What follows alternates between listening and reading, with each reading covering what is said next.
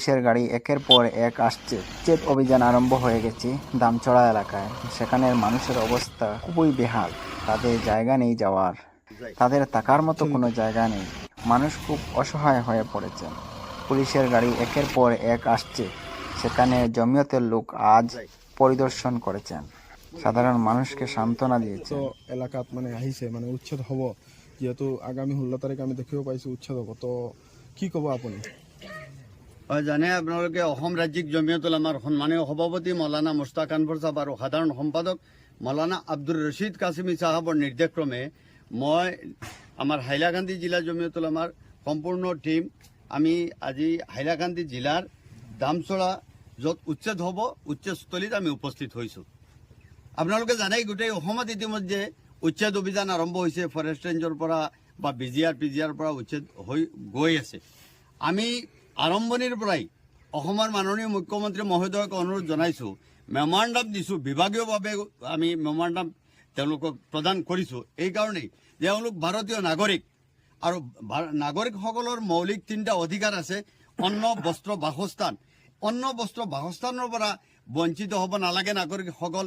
গতিকে এই মানুহখিনি যিহেতু ভাৰতীয় নাগৰিক, এই মানুহখিনি অসমৰ বাসিন্দা, গতিকে স্পষ্ট কথা আৰু সকলোৱে জানে যে এই হাইলাকান্দি বিশেষকৈ ব্ৰহ্মপুত্ৰ বৰাকবেলিৰ মানুহখিনি আৰু বিশেষভাৱে হাইলাকান্দিৰ মানুহখিনি অৰিজিনেল ইনহেবিটেণ্ট, আদি বাসিন্দা, খিলঞ্জীয়া, ভূমিপুত্ৰ।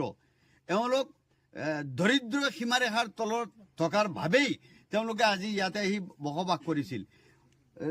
স্থানীয় লোকসকলে জনোৱা মতে 60 বছৰতকৈ বেছি হৈছে তেওঁলোকে ইয়াতে বসবাস কৰি আছে। কিন্তু ইয়াৰ পৰা যেতিয়া উচ্ছেদ কৰি থকা হৈছে, তেতিয়া চৰকাৰৰ উচিত আছিল এই ভূমিপুত্ৰসকলক পুনৰ সংস্থাপনৰ ব্যৱস্থা কৰি তেওঁলোকে উচ্ছেদ কৰক। তাতে এই ন্যায়সংগত কথাটো সেইটোৱে আছিল। কিন্তু যিহেতু চৰকাৰে এই কামখিনি কৰা নাই, গতিকে আমি অসম ৰাজ্যিক জমিয়ত উলামাৰ তৰফৰ পৰা অসমৰ মাননীয় মুখ্যমন্ত্ৰী ডক্টৰ হিমন্ত বিশ্ব শৰ্মাদেৱক অনুৰোধ জনাইছোঁ, ধানী অনুৰোধ জনাইছোঁ, যাতে এই মানুহখিনিক পুনৰ সংস্থাপনৰ ব্যৱস্থা কৰা হয়। ছিনিয়ৰ চিটিজেন আছে, মহিলাসকল আছে, অন্ন, বস্ত্ৰ, বাসস্থানৰ কথা আছে। আটাইতকৈ গুৰুত্বপূৰ্ণ বিষয়, কণ কণ ল'ৰা ছোৱালীবিলাকে পঢ়া শুনা কৰি আছে, তেওঁলোকৰ শিক্ষাৰ মৌলিক অধিকাৰৰ পৰা বঞ্চিত হ'বলৈ গৈ আছে। তেওঁলোকে ইয়াত 3টা স্কুল আছিল, প্ৰাইমাৰী স্কুল আছিল, আজি স্কুলখিনি ধ্বংস হ'ব। ইয়াত ভোট চেণ্টাৰ তেওঁলোকৰ আছিল, ভোট চেণ্টাৰ ধ্বংস হ'ব, অংগনবাড়ী চেণ্টাৰ ধ্বংস হ'ব, মছজিদ মাদ্ৰাছা ধ্বংস হ'ব। এই ল'ৰা ছোৱালীবিলাকে ভৱিষ্যত কি কৰিব? এই সন্তানবিলাকে পঢ়া শুনাৰ কাৰণে কি ব্যৱস্থা গ্ৰহণ কৰিব? তাৰ কাৰণে আমি অসম ৰাজ্যিক জমিয়ত উলামাৰ তৰফৰ পৰা ইয়াতে আমি পৰিদৰ্শন কৰিছোঁ, দেখিছোঁ